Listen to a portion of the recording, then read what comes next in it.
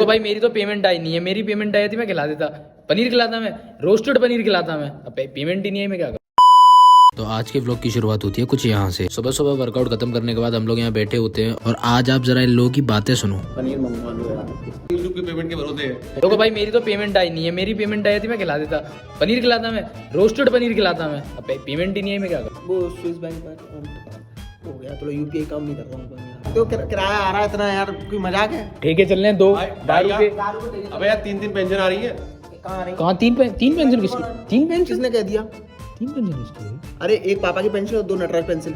देखा आपने किस लेवल की बातें हो रही हैं। खैर इनका तो ये सब रोज का ही है। आज हमको ले जाना था इस बाइक को मैकेनिक के पास, क्योंकि इसकी डेली हवा निकल रही थी। क्या कराना है इसमें?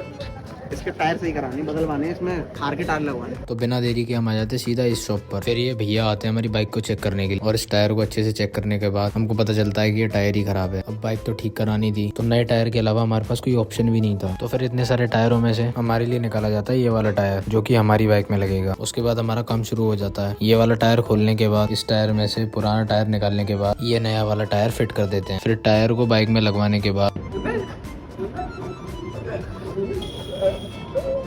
वो ना समझ में आ रही, वो कैसे समझ में ना आ रही।